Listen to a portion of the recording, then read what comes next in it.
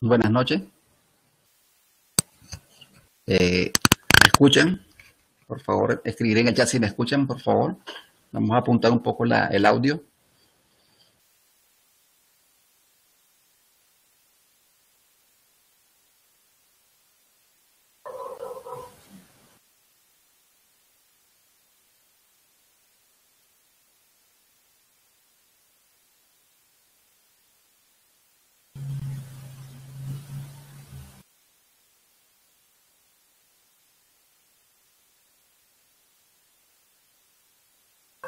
Gracias, doctora Lourdes Monzón.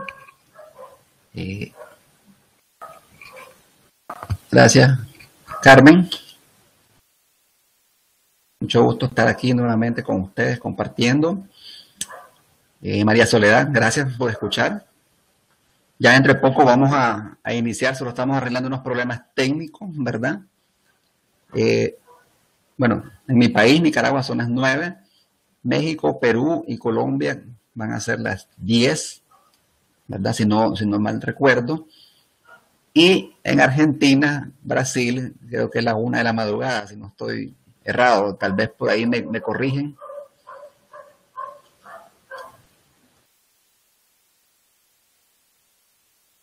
Gracias, Jaime. Es un placer estar dándote la bienvenida públicamente a nuestra eh, gran organización denominada Red Latinoamericana de Pediatría y Neonatología.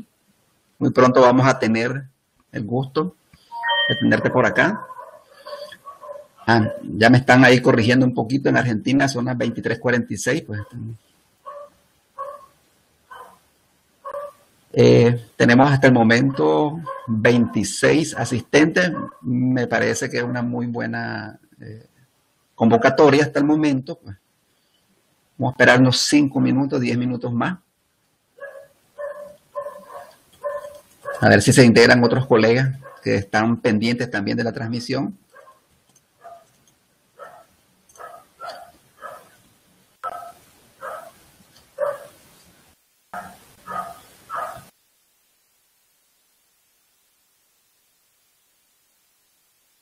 Gracias, Nubia. Gracias, Paul Omar. Tenemos una buena representación de Perú. Estamos viendo Ecuador también, México, Argentina.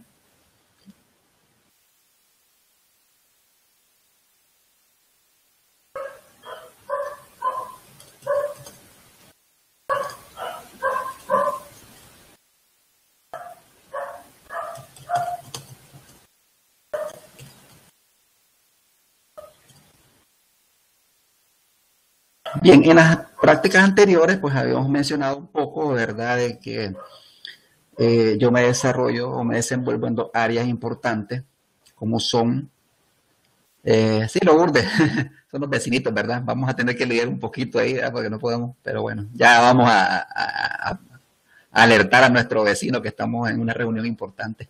Gracias.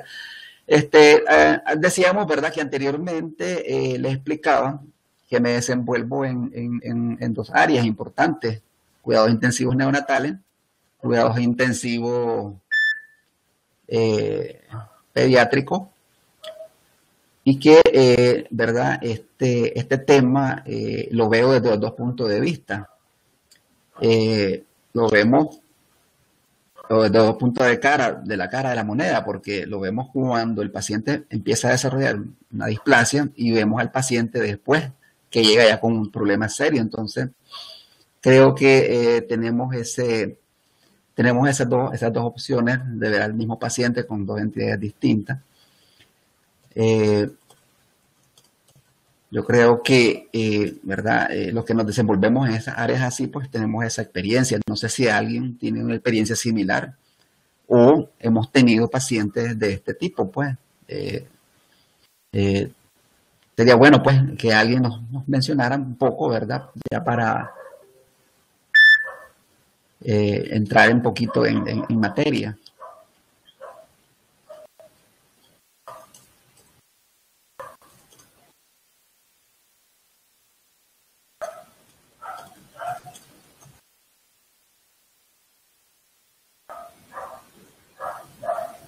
Bueno, no sé, ¿alguien tiene alguna experiencia propia?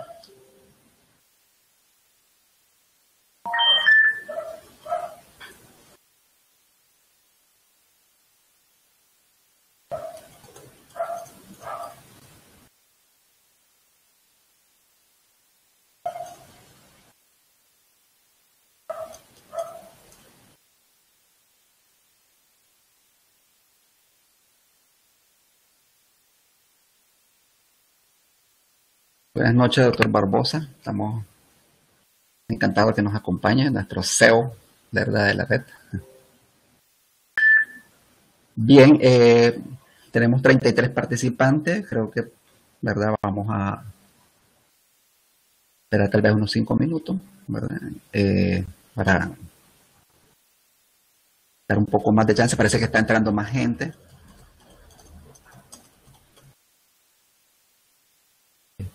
Creo que sí ha sido una buena aceptación, muy importante.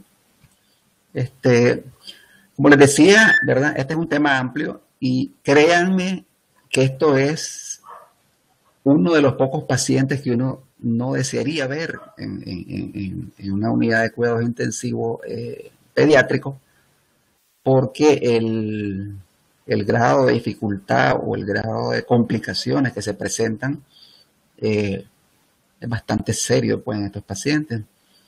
Como les decía, pues a veces nos ha tocado evaluar, revisar y tratar un paciente prematuro displásico, egresarlo y después recibirlo en la unidad de cuidados intensivos, pues en unas condiciones bastante deprimentes y deplorables, porque el manejo de la displasia broncopulmonar y las complicaciones posteriores en el lactante, pues son bastante difíciles y sobre todo que es un tratamiento, pues, digamos, para decirlo así, caro, que muchas veces, ya sea a nivel institucional y a nivel propiamente de los padres o familiares de estos pacientes, pues no lo pueden o atender como tal. 41 participantes, creo que vamos a todavía dar unos 3 minutitos. Como les decía, ¿verdad? Esta es una enfermedad muy importante, pues. De hecho, ya hoy hay bastantes terapias encaminadas a mejorar y sobre todo es una enfermedad discapacitante, ¿verdad? Como tal. Entonces, lastimosamente, pues, uno conlleva a otro, mientras por un lado estamos egresando más prematuros, pues por otro lado estamos también recibiendo pacientes, pues, con afecciones crónicas como la que tenemos. Eh, Tenemos 40 participantes, ¿verdad? Creo que vamos a 2 minutos más ahorita. Bueno, yo quería, ¿verdad?, también ver un poco de qué tipo de participantes teníamos. Pues yo sé que ya se nos han presentado un poquito, eh, pero pues no sé en qué área se desenvuelven, pues si somos médicos, pediatras, neonatólogos, enfermería, pues, ¿verdad? También eso es importante porque también pues nos interesa ver qué tipo de composición está entrando en nuestra sala y también pues nos gustaría pues también conocerlos un poco más. Eh, Gracias, pues en Guatemala dice que son las 20:40, tenemos pues en Centroamérica tenemos el mismo uso horario. En Guatemala hasta, bueno, de Guatemala hasta Panamá, Costa Rica, Panamá tenemos los mismos horarios. En Perú, pues tenemos una hora de menos ahorita y ellos están una hora más adelantados. Y ahorita con el cambio de horario en México, pues Perú, Colombia están igual, ¿verdad? Creo que sí es los nuevos cambios. Entonces a mí me tocó entrar un poquito más temprano y a otros pues creo que no ha cambiado mucho. Me parece que todos estamos oyendo bien, ¿verdad? Creo que estamos todos oyendo bien. Creo que tal vez algunos nos pueden informar si está bien el audio ahorita, ya para empezar. Tal vez me hacen el favor. Jaime nos dice, Jaime de Perú, dice que buen audio. Elia, como siempre, gracias Elia por estar siempre con nosotros. Dice que sí. Frangi, ¿verdad? Frangi de Colombia dice que está bien el audio. Mariana de Ecuador dice que se escucha bien, perfecto. Viviana, buen audio, ¿verdad? No creo, bueno, pensé que estábamos hablando de algún quemadito, ¿verdad? Pero no, creo que es buen audio. Doctora Lourdes, gracias por estar con nosotros, se escucha bien, dice. Bien, entonces el doctor Barbosa también nos está confirmando. Bien, vamos a empezar. El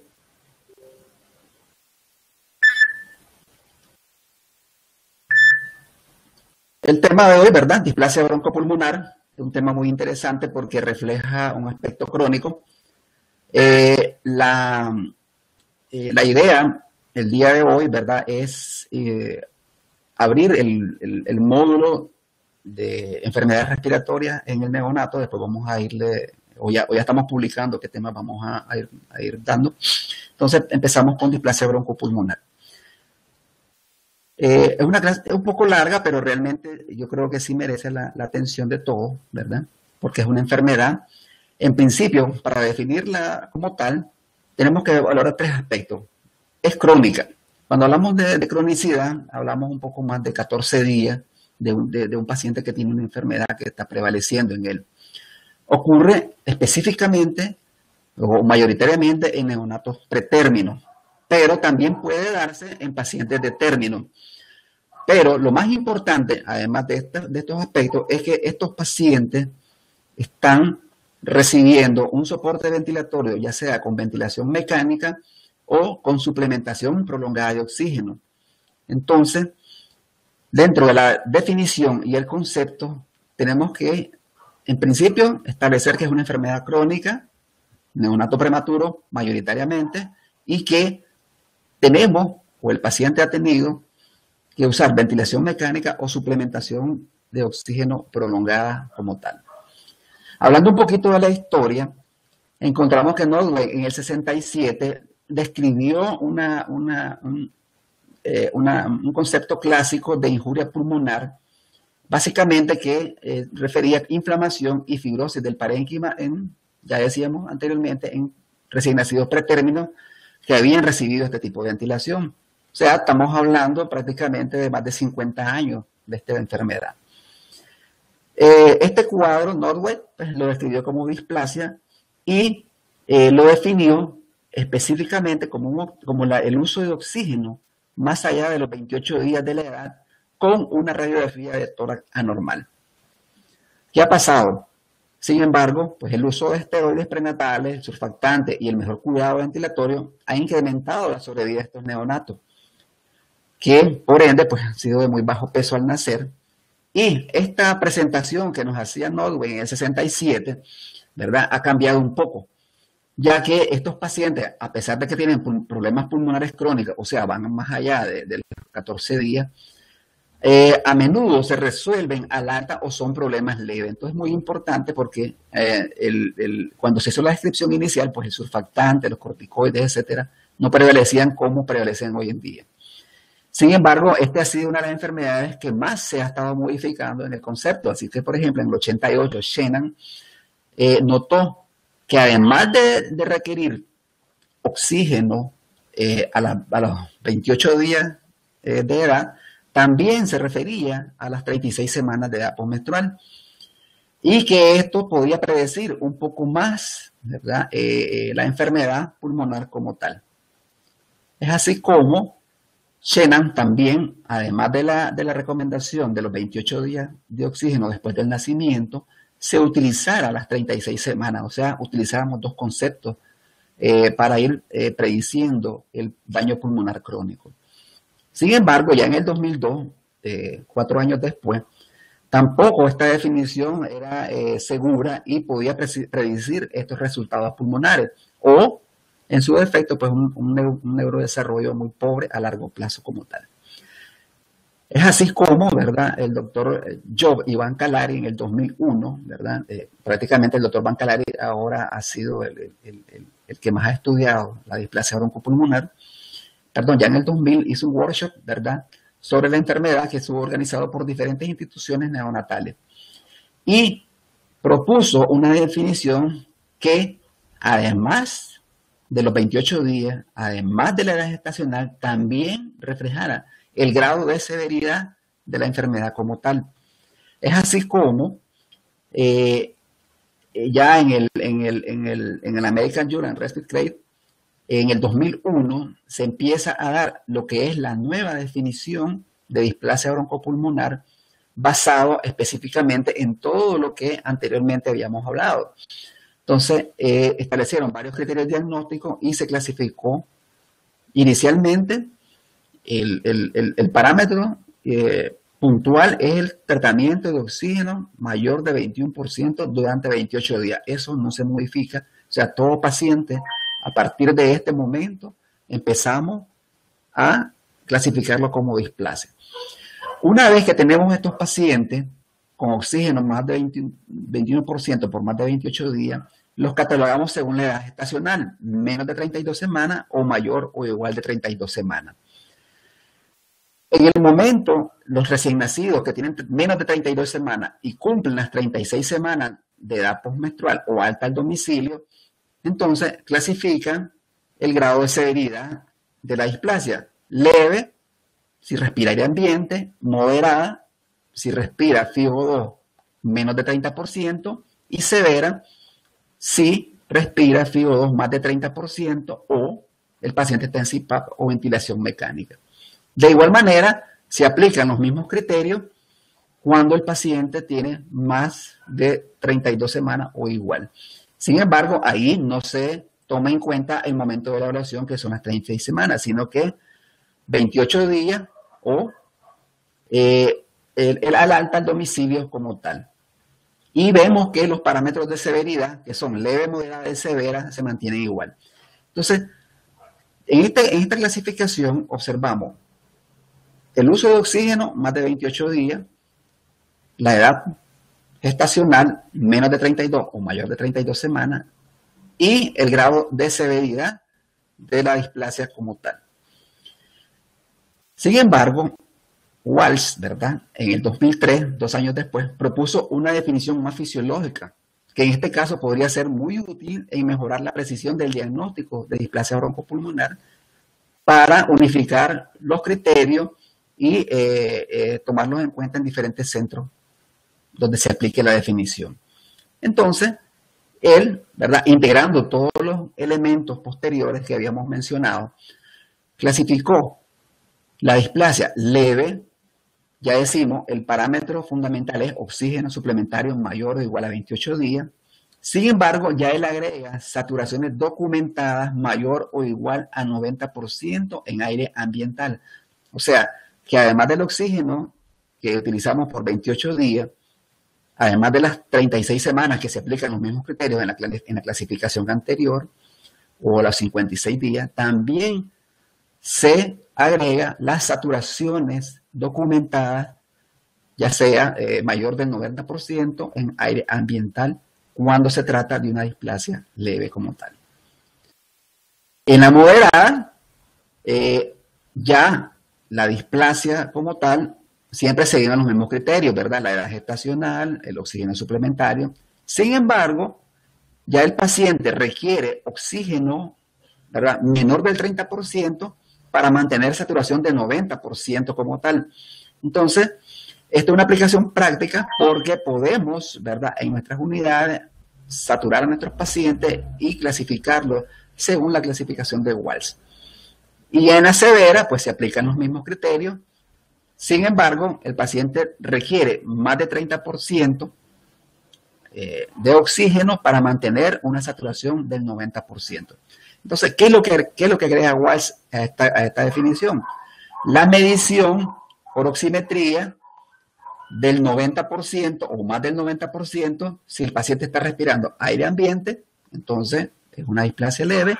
Si está respirando entre 21 y 30%, es moderada, pero si ya tiene más de 30 o requiere CPAP o ventilación mecánica, pues este paciente es severa como tal. Entonces, El primer criterio, oxígeno mayor de 28 días. Segundo criterio, edad gestacional. Tercer criterio, la severidad. Aire ambiente leve, mayor de 30% moderada, perdón, y menos de 30% moderada y mayor de 30% severa.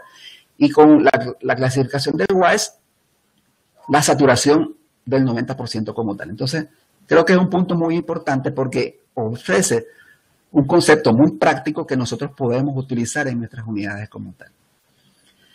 Dentro de la patogenia es una de las enfermedades, ¿verdad?, que tiene una etiopatogenia múltiple. En primer lugar, y ya lo definíamos en la descripción, la prematuridad. La prematuridad, en este cuadrito, ¿verdad?, que básicamente así está descrito, así lo encontré, pues no pude hacerle modificaciones. Tampoco me gusta hacer modificaciones cuando cuando son una fuente principal. En este cuadro se observa cómo tenemos factores de riesgo, ya sea prenatales como postnatales. Entonces, ustedes observan acá el peso, ¿verdad? Muy importante. Entre menos peso, pues el paciente tiene más riesgo de displasia broncopulmonar. Las semanas de edad gestacional, entre más prematuro, más riesgo de displasia broncopulmonar. Y tenemos un efecto, ¿verdad?, en la femenina, en las mujeres, ¿verdad?, que también pudiera tener a la hora de la enfermedad, pues un peso tal vez no significativo, pero sí se menciona en este estudio que la mujer pues también puede padecer de displasia broncopulmonar mucho más que los varones. Ya cuando el paciente nace, o ya está fuera del vientre materno y lo tenemos en nuestra sala, pues el ducto arterioso, lo que es la sepsis más el ducto arterioso, la corioamnionitis y un SR severo son los factores de riesgo que tienen un peor pronóstico para la enfermedad como tal.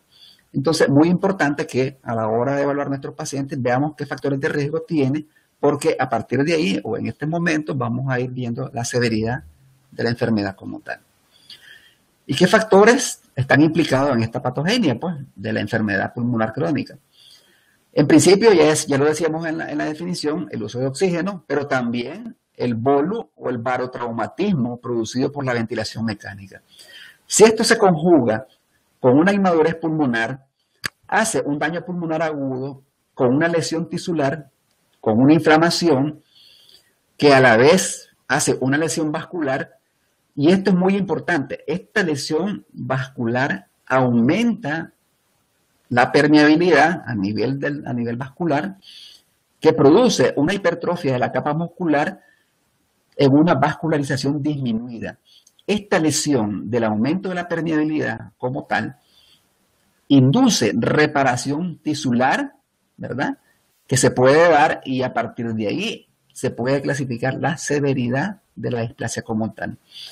Si nosotros le agregamos otros factores que ya mencionábamos, como la infección, la inflamación, el edema o el ducto, o la susceptibilidad que tiene este recién nacido al daño pulmonar, pues evidentemente la enfermedad va a ser un poco más severa. Y aquí vemos pues algunos aspectos anatomofisiológicos, patológicos, como son lesión de la vía aérea, metaplasia del epitelio, la hipertrofia del músculo, las lesiones intersticiales, el edema, un aumento de fibronectina, que es una enzima que vamos a ver, que es muy importante en el diagnóstico, aumento de las tasas y alteración en la división alveolar como tal. Entonces, como vemos, la principal injuria viene específicamente de la terapia que nosotros hacemos, oxígeno suplementario o un bolotrauma o un barotrauma producido ya sea pues por un ventilador mecánico o en su defecto pues un CPAP como lo hacemos hoy en día.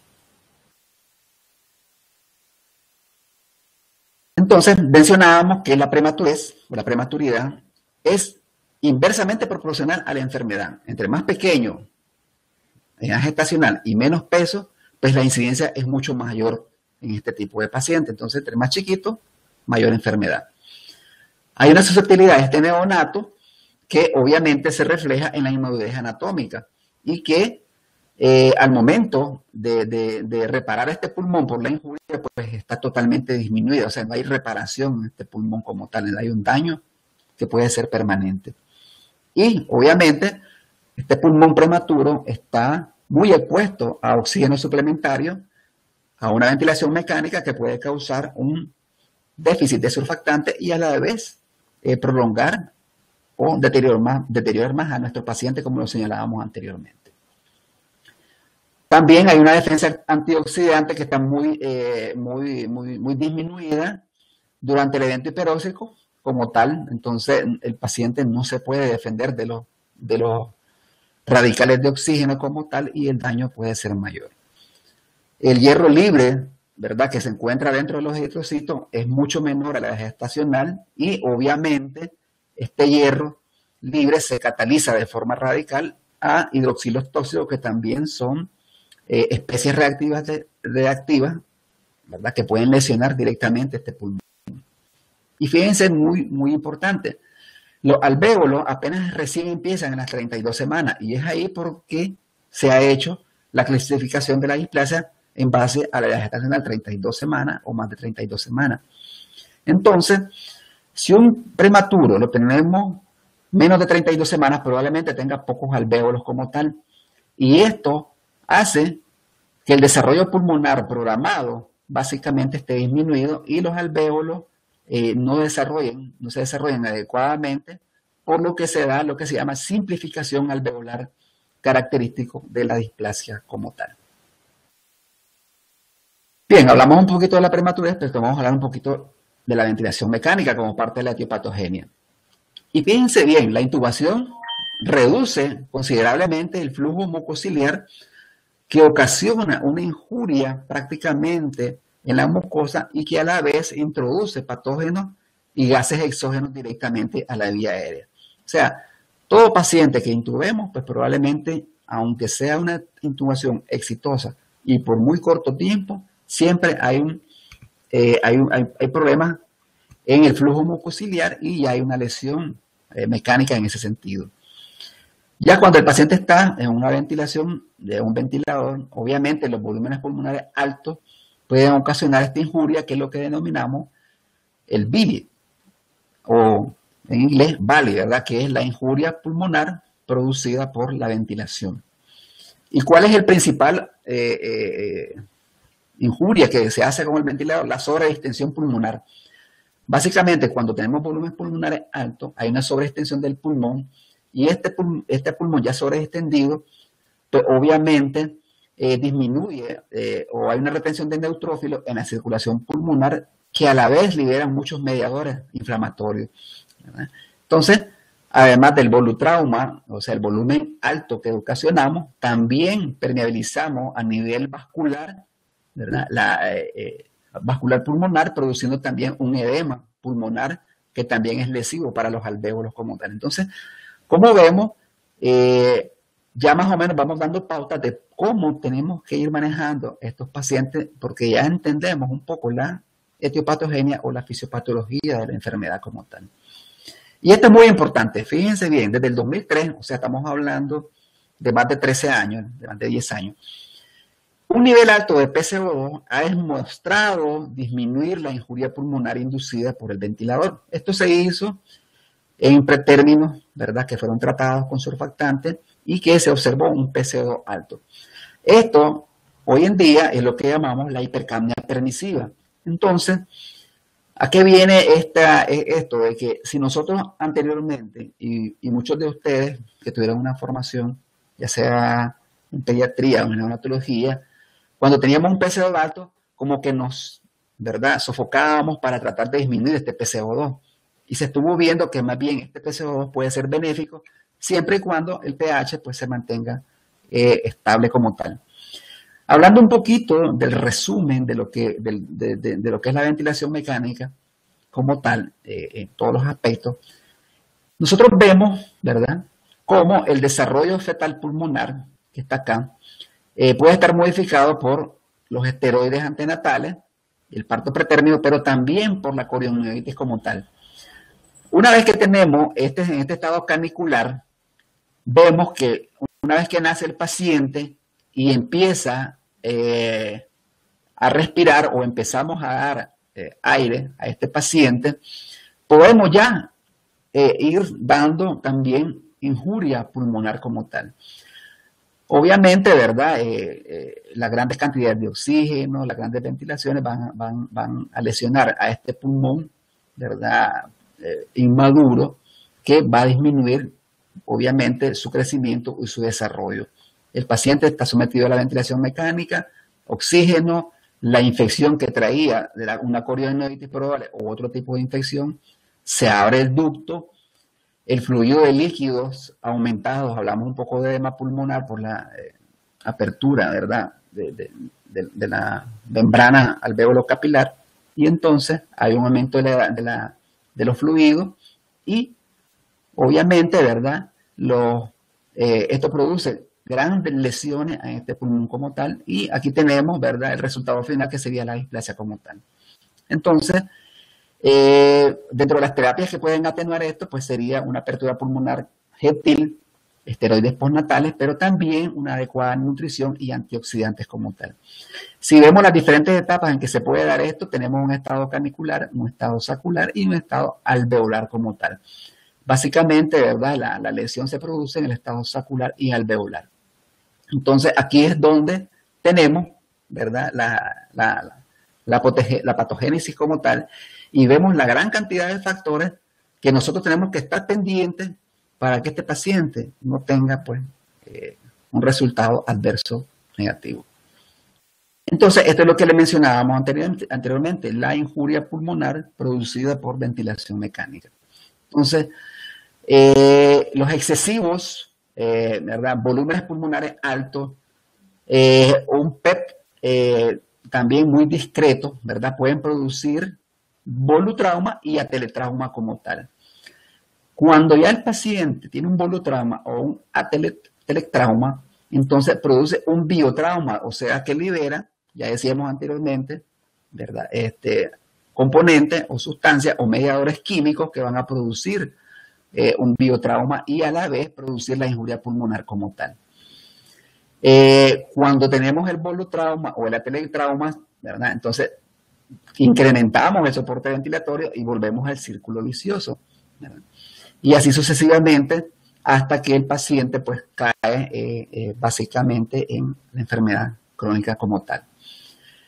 Entonces nosotros vemos aquí, por ejemplo, que el biotrauma también induce respuestas inflamatorias, edema de pulmón y a la vez, ¿verdad?, una alteración que no es homogénea en la ventilación pulmonar y volvemos nuevamente a hacer las injurias como tal. ¿Qué es lo que se ha mencionado con tantas lesiones, con tanta injuria pulmonar? De que la displasia es una enfermedad multiorgánica como tal, porque también todos estos fenómenos respiratorios pues nos dan una inestabilidad hemodinámica que también pues nos puede hacer tener mal pronóstico en el paciente. Entonces, como vemos, la cascada, ¿verdad?, es un círculo vicioso de lesiones, lesiones y lesiones. Entonces, lo importante es la prevención y tener en cuenta mucho los factores que nosotros podemos modificar en el manejo de nuestros pacientes como tal. Ya habíamos hablado un poquito del estrés oxidativo, pero ya sabemos que de tanto oxígeno que le damos al paciente, pues este es tóxico, libera radicales, por ejemplo, H2 de hidrógeno y peróxido de hidrógeno, y óxido de nitrógeno. Este óxido de nitrógeno pues reacciona, ¿verdad?, como un radical superóxido y forma pues un peroxinitrito que es un fuerte oxidante como tal. Estas especies, ¿verdad?, reactivas de oxígeno pues también liberan a nivel de la mitocondria algunos factores que hacen que ésta muera en el citosol, síntesis de proteínas disminuida, inactivación de surfactantes, ¿verdad?, y peroxidación de lípidos de membrana que también permiten una permeación de esta membrana como tal. Entonces, con solo poner oxígeno, empezamos a crear especies reactivas como tal y empieza la cascada nuevamente, ¿verdad?, de elementos que van a producir lesiones importantes ya a nivel mitocondrial y a nivel de síntesis de proteínas. Ya decíamos, ¿verdad?, estos radicales están ligados mucho a los macrófagos y a los neutrófilos como tal, que también liberan, ¿verdad?, más radicales de oxígeno como el peróxido de hidrógeno. Ya sabemos, ¿verdad?, que es un prematuro y obviamente hay deficiencia importante de estas enzimas antioxidantes. Entonces, estos radicales tóxicos pues van a andar circulando porque no hay una adecuada actividad enzimática como tal. Y el glutatión, ¿verdad?, que es un antioxidante que se produce básicamente en el hígado, está limitada porque también la función hepática en nuestro prematuro pues está altamente limitada. También estoy un poco hablando de la exposición antenatal de mediadores proinflamatorios, ¿verdad? En este caso, pues, estamos hablando de citoquinas, anafiloxina, factores necrosis tumoral, etcétera, ¿verdad? Una serie de factores proinflamatorios que, al igual que los otros mediadores que son liberados anteriormente y pueden ocasionar daño importante. Entonces, la inflamación es uno de los factores que debemos de tomar en cuenta como parte de la patogenia de la enfermedad. Y aquí hablamos un poquito de la fibronectina. La fibronectina, bueno, la fibronectina también es un marcador de parto prematuro. Esto se toma a nivel vaginal y esto indica que el paciente puede tener, la paciente puede tener un parto prematuro como tal. Sin embargo, ya en el niño, ¿verdad?, esta es liberada por macrófagos alveolares y está asociada directamente, óigase bien, con desarrollo de fibrosis pulmonar. ¿Qué quiere decir esto? Que si esta fibronectina nosotros la encontramos presente, entonces casi podemos decir de que el paciente va a tener una fibrosis, o sea, una lesión pulmonar importante. También tenemos niveles alterados de interleuquina, el 6 y 8, en las secreciones alveolares, porque ya decíamos, con solo que intubemos a este paciente podemos producir una injuria, ya disminuimos la barrera mucociliar y esto empieza a producir neutrófilos y también estos mediadores químicos como tal. Y algunas citoquinas que nos pudieran ayudar, como la interleuquina 10, están totalmente disminuidas, pues evidentemente por la prematurez de nuestros pacientes, y al estar disminuidas las defensas, pues obviamente las otras empiezan a proliferar como tal. Muy importante, ¿verdad? Y esto creo que ha sido un tema pues, que todos lo dominamos, que paciente que tiene corioniditis probablemente vaya a tener displasia broncopulmonar. Muchas veces la corioniditis es subclínica, no se puede diagnosticar o no se diagnostica, o es muy difícil de diagnosticar cuando hay un parto pretérmino como tal. Entonces los pacientes están con displasia broncopulmonar y no sabemos por qué, y a lo mejor tendrían la corioniditis oculta como tal. También otras citoquinas inflamatorias, ya decíamos, elevadas en el líquido amniótico fetal, que también ha sido identificada como un factor de riesgo para displasia. Y ya decíamos los niveles elevados de interleuquina 1, 6, en la sangre fetal, que también revelan una respuesta inflamatoria sistémica durante la corioniditis, que también tienen un factor de riesgo importante. Entonces, ¿cuál es la mejor medida? Pues evitar la corioniditis como tal en estos pacientes, porque pues, probablemente todos estos fenómenos nos vayan a dar una lesión pulmonar importante. También, pues la colonización bacteriana provoca en el feto la liberación de citoquina. Y esto a la vez, pues, producen prostaglandinas, quimoquinas, que también inducen lesiones pulmonares. Las corionitis histológicas, y este es el germen que más se ha estudiado, el ureplasma, están asociados directamente con metaloporfirinas 1, alfa y beta, que son proteínas inflamatorias de los macrófagos.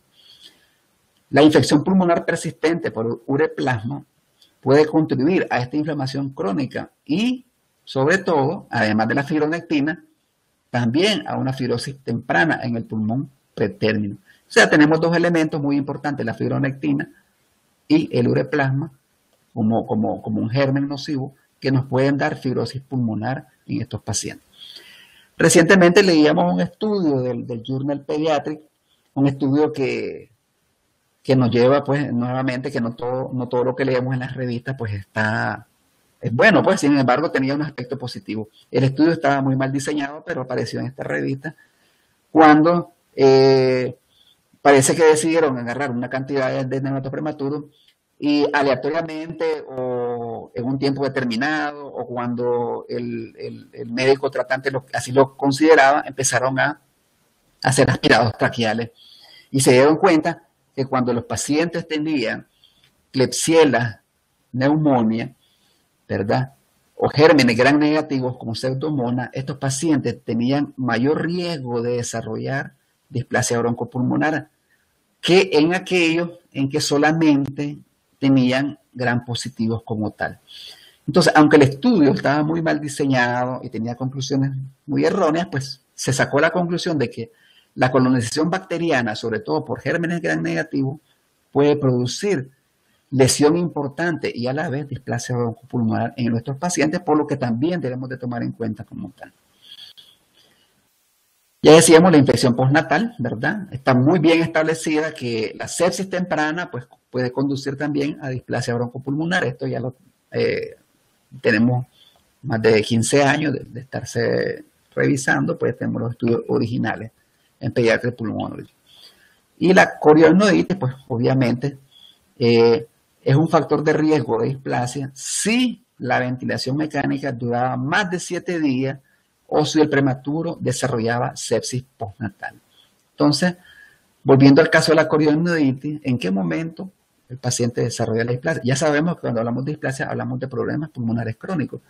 En este caso, en este estudio, Van Marten en el 2002 nos ejemplifica de que la corioidnoides es un factor muy importante cuando, además de corioidnoides, tenemos un paciente en ventilador por 7 días o tenemos una sepsis postnatal o una sepsis pues, tardía o adquirida dentro del hospital como tal, como le mencionaba, en los gérmenes gram negativos de Klebsiella y Pseudomonas como tal. Entonces, creo que aquí, ¿verdad?, también nos hace pensar un poco de que no solamente las medidas preventivas, sino que una vez que el paciente ya está con la enfermedad como tal, ver en qué momento también podemos actuar para evitar estas complicaciones y estas situaciones. Y el ducto arterioso, como mencionábamos anteriormente, pues el que se abra el ducto es un factor de riesgo muy importante. Este flujo sanguíneo de izquierda a derecha afecta negativamente el intercambio gaseoso y lógicamente la función pulmonar como tal. La infección postnatal, ¿verdad?, favorece la apertura tardía de este ducto, que también pues libera prostaglandinas, sobre todo ceto F1-alfa, una sustancia que impide el cierre del ducto como tal. Entonces, volvemos a lo mismo, o sea, si el paciente lo dejamos que se nos infecte, es prematuro, está en ventilación mecánica, pues probablemente abrimos el ducto y el paciente, este paciente libera prostaglandina, que también impiden este cierre del ducto y se vuelve un círculo vicioso como tal. Entonces, pues como conclusión, pues la presencia de este ducto pues, está relacionada con mieloperoxidasa, que son radicales libres a nivel del fluido traqueobronquial, pues sugiriendo que el flujo sanguíneo incrementado puede resultar en este daño de endotelio y obviamente pues la adhesión y migración de neutrófilos dentro del tejido pulmonar. Ya vimos como los neutrófilos y los macrófagos también liberan mediadores proinflamatorios para la enfermedad. Aquí un poquito de resumen de lo que estamos hablando, de la corioidnoides, exposición materna, a la citoquina intrauterina, resucitamos al paciente con oxígeno, iniciamos esta ventilación, el paciente se nos infecta y estos dos aspectos muy importantes pues nos dan una respuesta inflamatoria pulmonar y obviamente hay una cicatrización con fibrosis, ya decíamos por qué, se inhibe completamente la alveolarización y un desarrollo vascular, pues hay pocos alvéolos, poco desarrollo vascular y el paciente nos cae básicamente en displasia como tal. Y aquí vemos, ¿verdad?, en esta laminita muy interesante, cómo los factores en la patogénesis, ya un resumen hablando de todos los factores, influyen en esta enfermedad pulmonar crónica a nivel del prematuro. Y aquí quiero pues que pongamos un poco de atención. Los factores prenatales, insuficiencia placentaria, preeclampsia, hipoxia materna, inadecuada nutrición en la madre, corticoides antenatales, pero sobre todo el fumado, ¿verdad? El fumado, o ya sea pasivo o activo en el medio ambiente, y la infección son factores que exponen a este prematuro como tal. Ya sabemos que el desarrollo pulmonar y el sistema inmune, pues lógicamente están disminuidos Y sobre todo, hay un tipo de predisposición genética a la displasia como tal. Ya esto se ha visto estudiando gemelos homocigotos, que es probable de que esta predisposición genética también contribuya a la enfermedad como tal. Entonces, una vez que el paciente ya nace, nos encontramos con factores postnatales. Entonces, decíamos que si bien es cierto, un gran porcentaje son prematuros, pero también podemos encontrar displasia en pacientes de término. ¿Y cuáles son específicamente los factores postnatales a nivel en el prematuro? Pues la ventilación mecánica, la suplementación de oxígeno, inadecuada nutrición, un metabolismo anormal de los corticoides, los antibióticos, las aspiraciones repetidas, la sepsis y algunas infecciones virales que se pueden dar en los cuidados intensivos. Entonces, esto repercute en la inmunidad pulmonar, ¿verdad? Y pues obviamente pues el pulmón no se desarrolla adecuadamente a nivel postnatal. Y en el de término ya mencionábamos la infección, los alergenos y el medio ambiente, ¿verdad? Contaminado con tabaco o el fumado, ya sea activo o pasivo.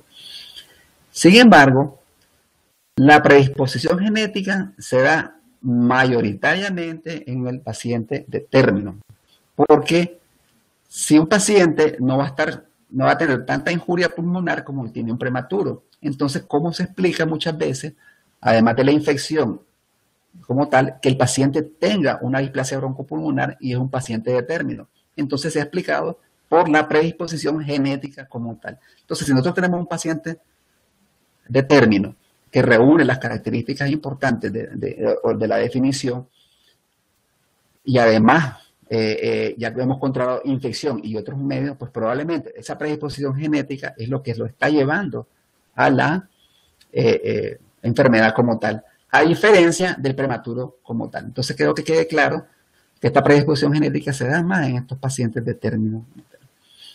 Y ya viene la cascada que decíamos anteriormente, la inhibición de los alvéolos, la inhibición del desarrollo vascular y nos da la enfermedad pulmonar crónica. Es un cuadrito muy, muy interesante, ¿verdad? Que nos resume muy bien la enfermedad. La fisiopatología, esto es muy importante porque, ¿verdad? El signo patognomónico, ya decíamos anteriormente, de la displasia, es la permeabilidad de la membrana alveolocapilar. Todo empieza por ahí. La permeabilidad está alterada y ahí empieza el edema, empieza la inhibición de muchas enzimas proinflamatorias que nos ayudan a mejorar al paciente y etcétera, ¿verdad? Ya decíamos que la inflamación altera, ¿verdad?, el desarrollo normal de los alvéolos a nivel de vasos sanguíneos también. Células inflamatorias, radicales tóxicos de oxígeno, lípidos, etcétera, se secretan mucho más, ¿verdad?, cuando hay una inflamación como tal, producto de esta permeabilidad alveolo-capilar de la membrana a nivel de los alvéolos. Entonces, signo patognomónico del estadio es la permeabilidad de esta membrana alveolo-capilar. Y aquí se las traemos registradas. Entonces, esta permeabilidad es el principal factor, ¿verdad?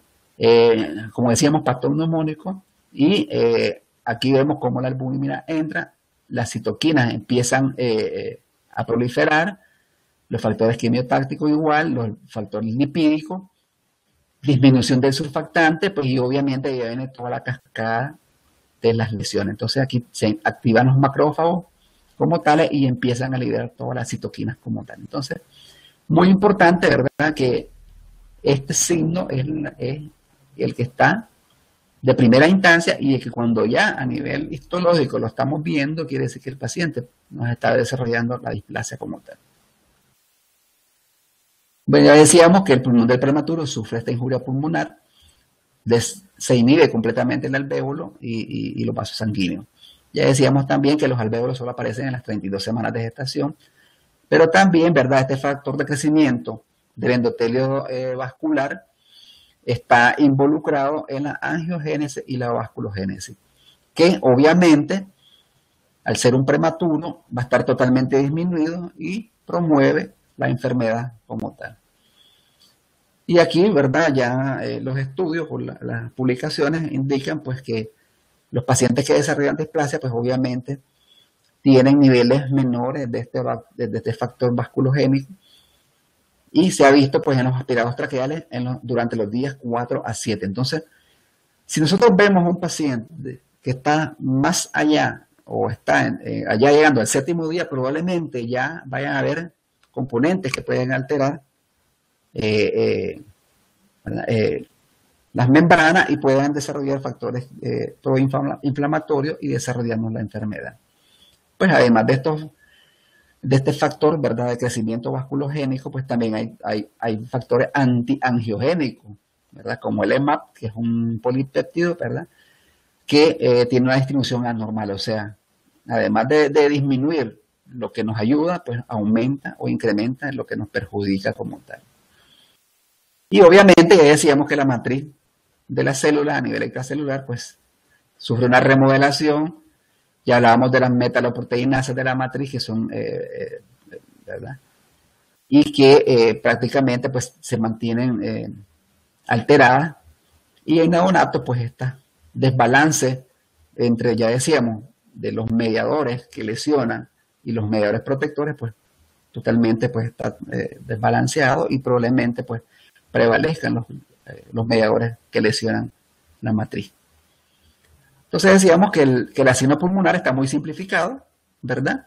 Y que pues obviamente esta simplificación es lo que nosotros estamos viendo en la displasia como tal.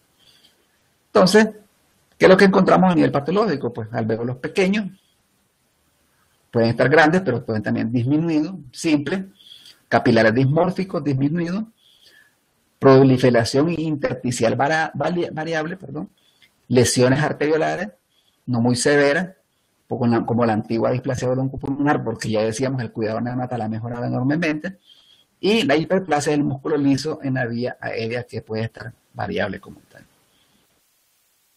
Y también pues hay factores endocrinos, ¿verdad?, que también ya hemos hablado bastante, creo que hemos hecho bastante referencia. Péptidos como la bombecina, como tal, estos están elevados, ¿verdad?, en pretérminos menores de 28 semanas y que se asocian a un riesgo muy importante de 10 veces para desarrollar displasia broncopulmonar. Entonces, la bombecina, como un neuropéptido endocrino, neuroendocrino, pues produce esta lesión, también estimulando enzimas inflamatorias, ¿verdad?, y la quimiotaxis como tal. Bueno, hablemos de un cuadro clínico, pues qué es lo que vamos a ver en nuestros pacientes. Pues. A pesar de que tenemos muchos avances en la neonatología, pues todavía la displasia se mantiene como una de las mayores complicaciones en estos prematuros que necesitan ventilación mecánica durante periodos prolongados. Más pues el aumento de la supervivencia de los bebés con alto grado de madurez ha producido un aumento del número de bebés con displasia.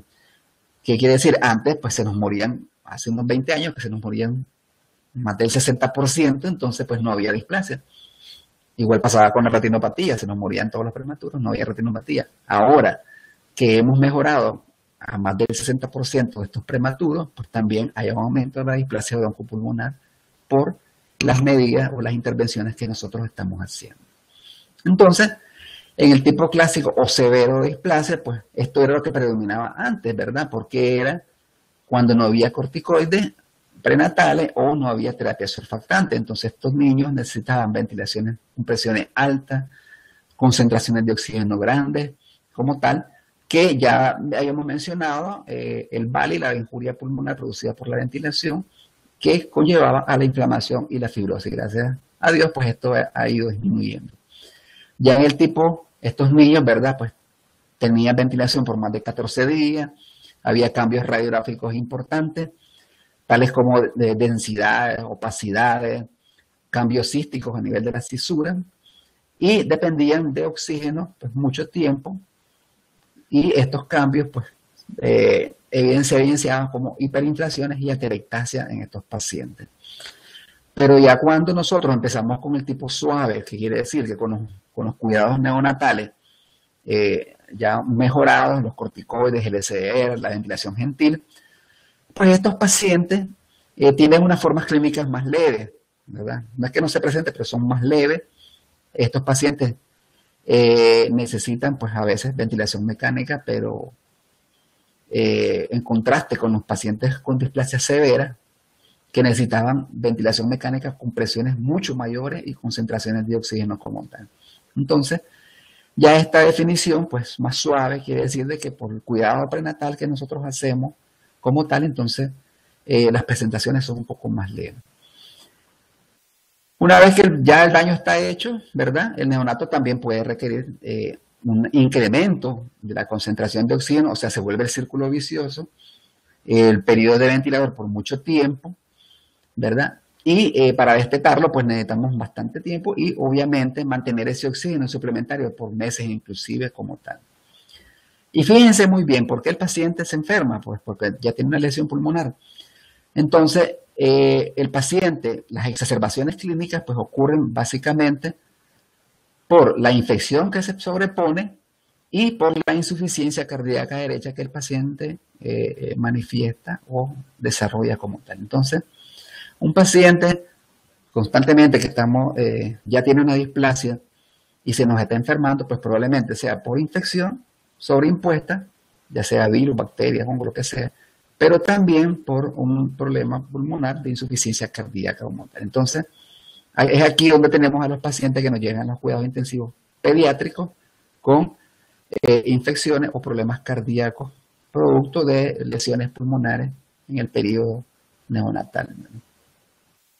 También tienen broncoespasmos, episodios de cianosis, hipoxemia crónica como tal. Entonces estos pacientes frecuentemente los encontramos ahí.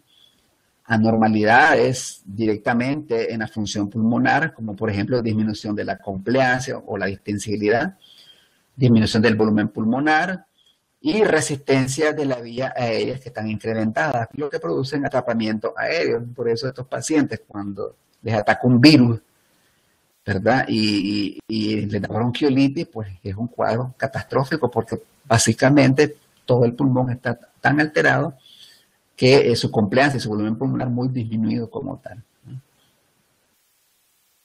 Entonces ya decíamos, ¿verdad? Tenemos un cuadro respiratorio inicial leve, algunos requieren ventilación mecánica por presentar muchas apneas o esfuerzo respiratorio insuficiente. Inicialmente, ¿verdad? Estos niños pueden necesitar bajas concentraciones de oxígeno para el distrés respiratorio, pero normalmente puede responder con un surfactante exógeno. Posteriormente pueden incrementar progresivamente su función respiratoria y necesitar más concentración de oxígeno y en ocasiones ventilación mecánica.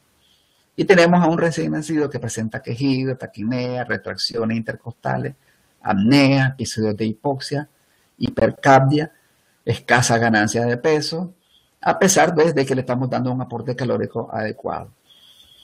Y básicamente, pues, con todas estas condiciones, el paciente puede estar más o menos grave, pues, o puede durar más o menos la intensidad del cuadro. Entonces, tenemos un cuadro respiratorio típico pues, de los pacientes, por ejemplo, con los pacientes que dan con bronquiolitis o neumonía. Sin embargo, pues el manejo pues, es un poco difícil y a veces los pacientes tienen que caer en ventilación mecánica u oxígeno suplementario. Pero ¿qué podemos hacer una vez que el paciente lo tenemos, ¿verdad?, en nuestra sala y queremos prevenir la displasia? Entonces aquí vamos a presentar algunas pruebas muy importantes de tratamientos farmacológicos que nos pueden ayudar como tal. Entonces, ya decíamos que la corionitis por ureplasma, ¿verdad?, es la que predomina o la que está asociada fuertemente a la displasia broncopulmonar. Entonces, se han diseñado estudios que si la acitromicina, que ataca básicamente al ureplasma, se pudiera utilizar. El nivel de evidencia es muy bajo. Cuando se hicieron los ECA pequeños, la reducción, demostraron una reducción significativa. Sin embargo, la calidad de los estudios es muy baja. Y sigue siendo preocupante, ¿verdad?, que el estar usando acitromicina nos pueda dar reacciones de resistencia en estos pacientes como tal.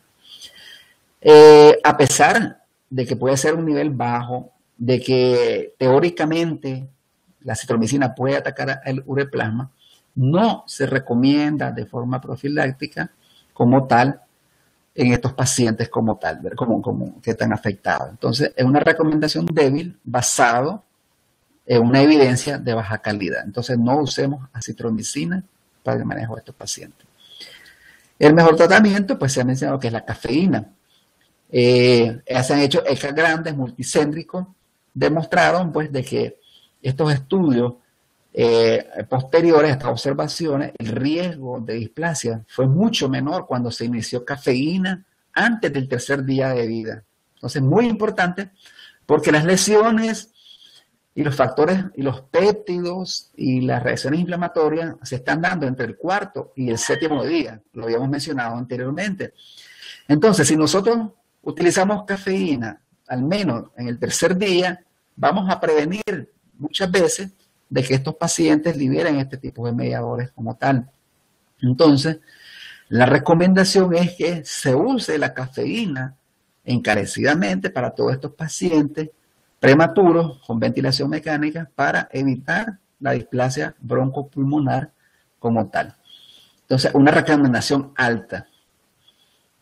Los otros medicamentos que están en controversia, que han estado en controversia siempre, pero que sí han tenido resultados evidentes, es la dexametasona. Entonces, fíjense bien, la dexametasona tiene un nivel de evidencia alta. Muchos metaanálisis, ¿verdad? Indican que cuando se usa la dexametasona antes o después de la primera semana de vida, pues demuestran una reducción de la displasia broncopulmonar.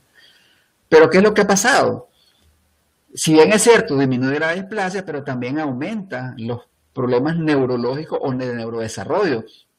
En este caso, la parálisis cerebral como tal y algunos eventos como miocardiopatía, inclusive puede llegar a una perforación gastrointestinal.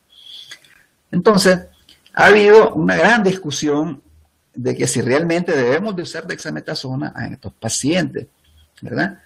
Algunos recomiendan que si el riesgo de displasia en la población es muy baja o es del 33% o menos, probablemente en los pacientes que les pongamos dexametasona van a aumentar el riesgo de muerte o parálisis cerebral como tal. Sin embargo, cuando el riesgo de la displasia supera el 60%, es probable que este riesgo se invierta, o sea que haya menos riesgo de muerte o parálisis cerebral. ¿Cuál es la conclusión que se ha llegado? Entonces, no sé si ustedes conocen, pues yo me imagino que sí, que todos conocemos al doctor Augusto Sola, escribió una disertación muy importante. Entonces decía, si toda la vida has sacado a tus pacientes de X o Y manera y le empezamos a dar corticoides, ¿qué beneficio realmente podemos obtener? Entonces, tenemos que realmente ver a qué paciente podemos tratar con dexametasona o no, porque podemos crear un daño mayor del que está haciendo la enfermedad como tal. Entonces, de hecho, la dexametasona o cualquier corticoide no debería utilizarse rutinariamente para prevenir la displasia broncopulmonar. Y muchas veces, cuando se use el corticoide, la Sociedad Americana de Pediatría ha indicado que se firme un consentimiento informado por los padres para informar, ¿verdad?, sobre el riesgo-beneficio de estos pacientes como tal y así evitar lo que está de moda ahorita, que son las demandas. Entonces, la recomendación es débil basado en la necesidad de equilibrar los beneficios y los daños. A pesar de que la evidencia es muy alta, la recomendación es débil porque tenemos que sopesar si el paciente se nos va a beneficiar o no con este tipo de tratamiento, pero cuando lo usemos, ojo, consentimiento informado o bien muy buena información a los padres de los posibles y potenciales efectos dañinos que pueden producir los corticoides. Y el otro medicamento con una alta evidencia es la vitamina A. Entonces, la vitamina A ha demostrado reducir la displasia broncopulmonar cuando se inyecta de forma intramuscular, no por vía oral. A pesar de que hay una evidencia de baja calidad, siempre se está recomendando o se recomienda que se esté aplicando vitamina A. Ya hay muchos estudios que indican que la vitamina A intramuscular tiene una importante reducción en la displasia como tal. ¿Cuál es el problema? Costos financieros, pero también producimos dolor, porque tiene que por lo menos aplicarse 3 veces a la semana intramuscularmente, y esto puede ser muy doloroso y muy dañino. También el dolor puede ser dañino en los pacientes como tal. Entonces, ahí también sopesamos el riesgo, ¿verdad?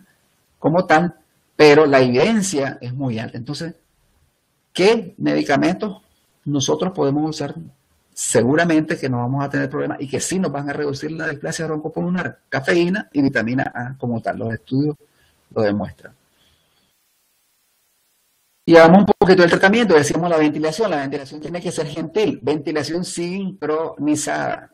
Olvidémonos ya de ventilación controlada o de presión. Tiene que ser una ventilación sincronizada con volumen. Esta es la nueva tendencia de utilizar en los prematuros. El volumen controlado o sincronizado entre 4 y 6 ml básicamente disminuye la lesión pulmonar por barotrauma y por volutrauma como tal. Un PEP, ¿verdad? Gentil, entre 4 y 6, inclusive hasta 8 se puede para favorecer el reclutamiento alveolar, y una presión media de la vía aérea suficiente para prevenir las atelectasias. Entonces, esto es muy importante, el tipo de ventilación que tienen que requerir estos pacientes para evitar la displasia como tal. La ventilación de alta frecuencia, pues cuando falla, o la ventilación mecánica normal o convencional, o cuando hay complicaciones. Si nosotros revisamos toda la literatura, la BAFO no tiene mayor beneficio que la ventilación mecánica. Entonces, hay muchos detractores de la BAFO como tal, porque no hay una evidencia sólida.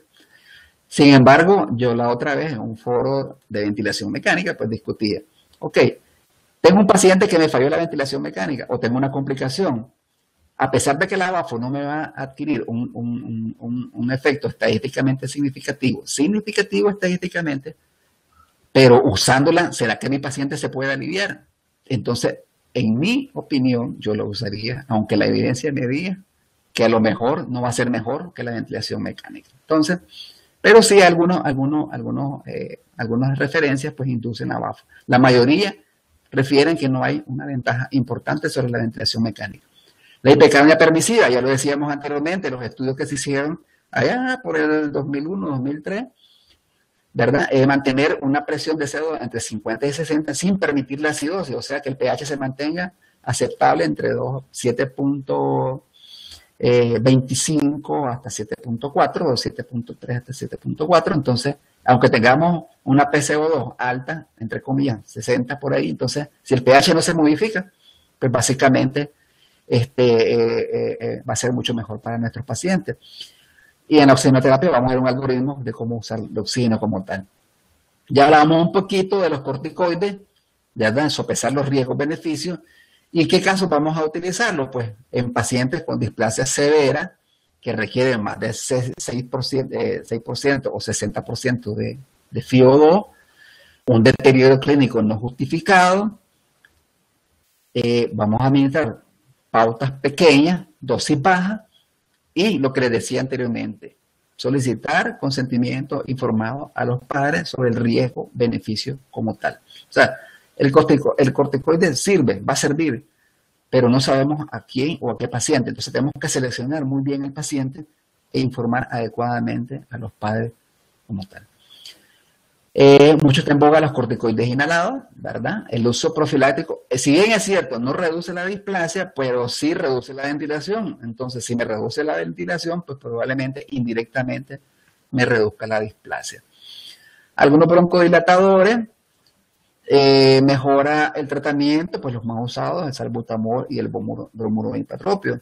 Y aquí también el doctor Sola nos decía una disertación, decía que esto pues, no servía para nada y que no tendríamos que estarlo utilizando. Entonces, algunos centros pues los utilizan, nosotros lo utilizamos, ¿verdad? No vamos a decir que no, nosotros lo utilizamos corticoides inhalados, pero también utilizamos broncodilatadores inhalados.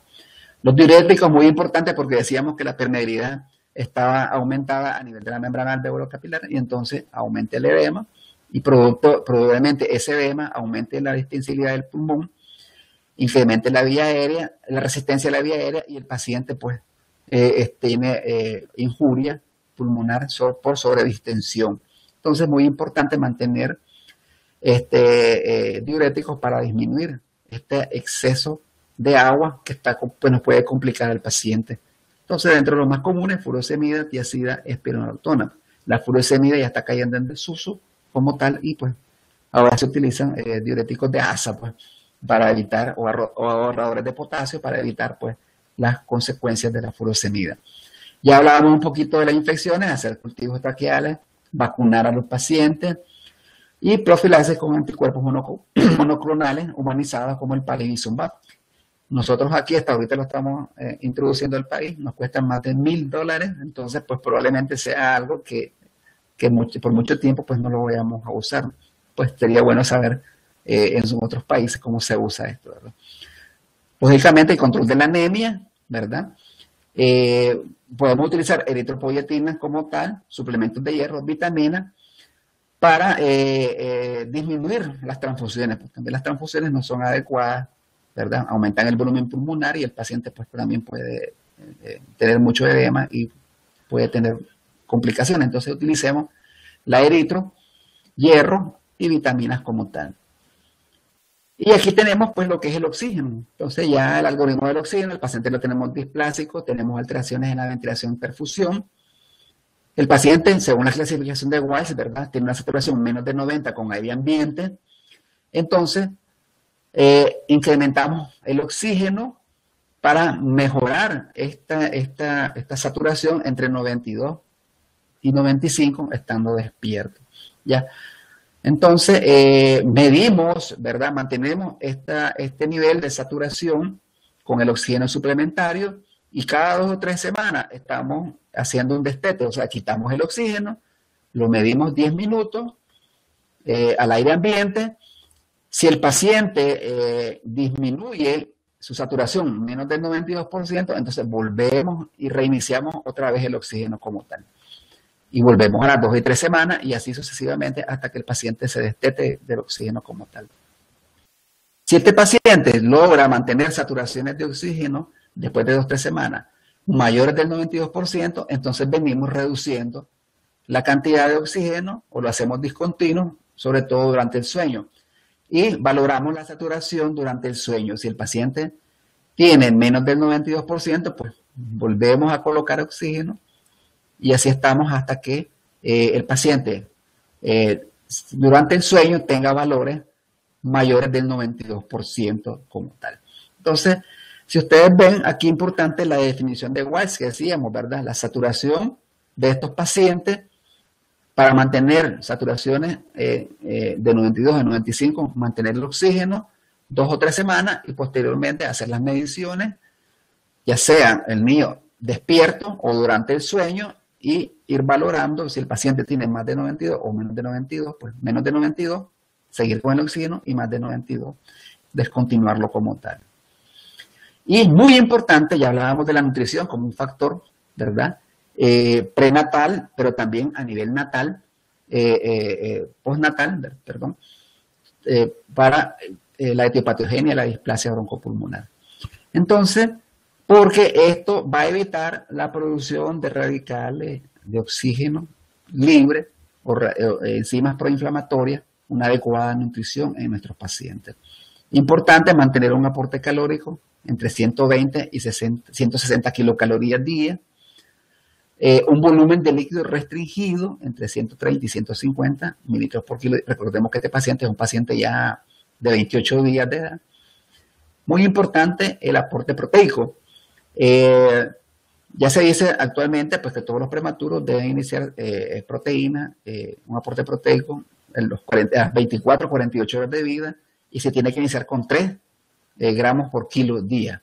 Antes se mencionaba que empezábamos con 0.5, después con 1, no. Ahora iniciamos con 3 y lo mantenemos entre 3 y 4 gramos por kilo hasta 5 gramos por kilo como tal. Ya decíamos, ¿verdad? La vitamina A, muy importante.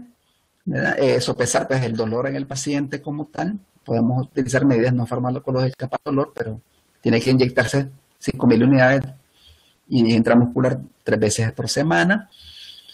Y considerando que pacientes, pues, o de tanta es la alta incidencia de displasia en la unidad como tal.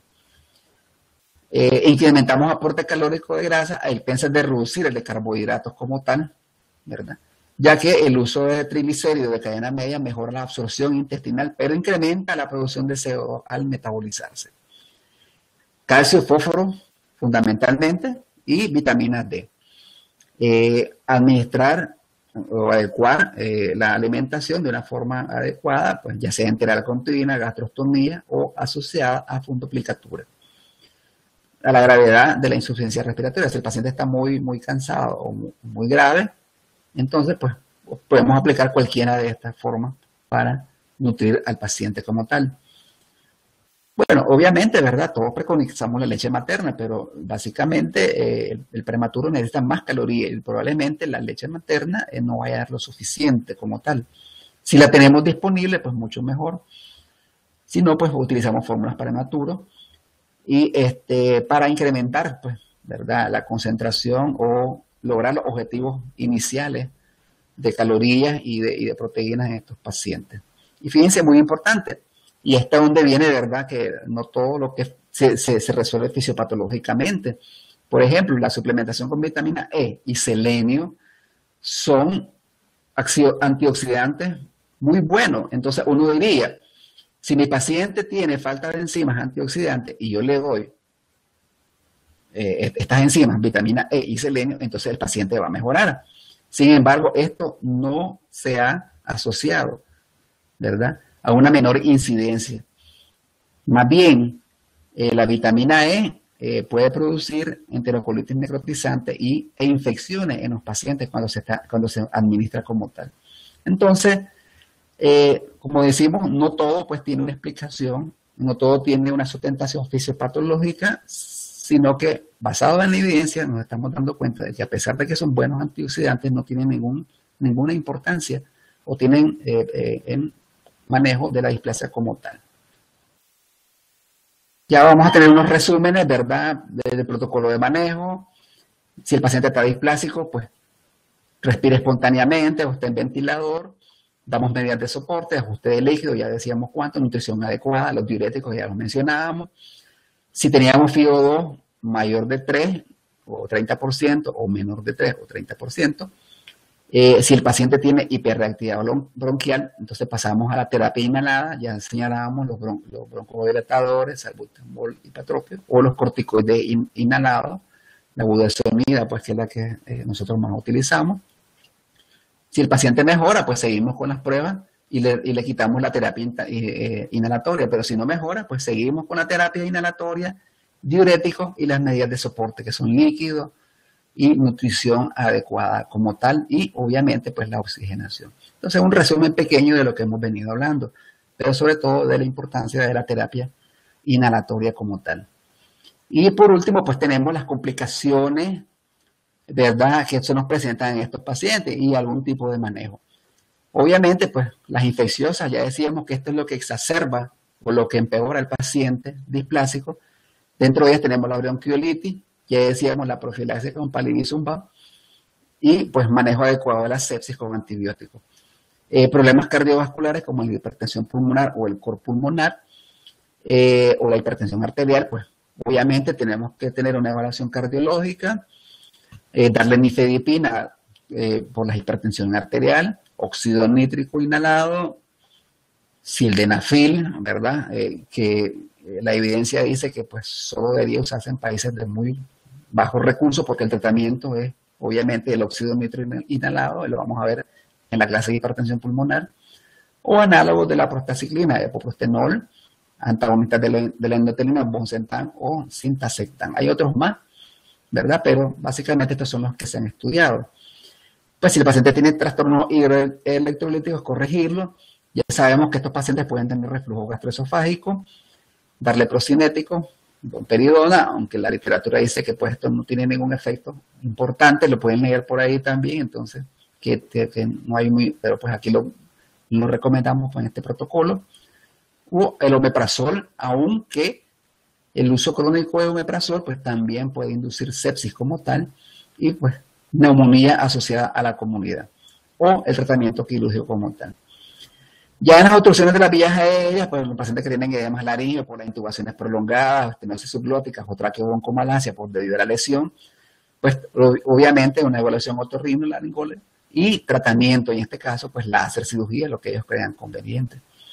En renales, pues ya sabemos la evaluación nefrológica, y otros aspectos, pues la hipoacusia o la retinopatía del prematuro, pues la evaluación adecuada para cada una de estas entidades. Ya estos pacientes ya sabemos que tienen alteraciones en su neurodesarrollo, entonces la estimulación precoz. Y pues, ¿verdad? Aquí dicen socioeconómica, pues eso va a ser bastante difícil en nuestros países, pues apoyo social y económico. A veces puede tener secuelas de síndrome de muerte súbita, entonces monitorización domiciliaria, ¿verdad? Son aspectos, ¿verdad?, que se utilizan en otros países con mejores recursos como tal. Bien, por mi parte, pues ha sido esta pequeña disertación. Se les va a proporcionar una literatura actualizada sobre cómo se hizo esta presentación, las preguntas del examen como tal. Bueno, nos mantuvimos entre 45 y 48 asistentes, pues yo creo que es una buena, ¿verdad? Una buena convocatoria, y ahora pues me gustaría ver las preguntas, las inquietudes, los comentarios y las experiencias de cada uno de ustedes.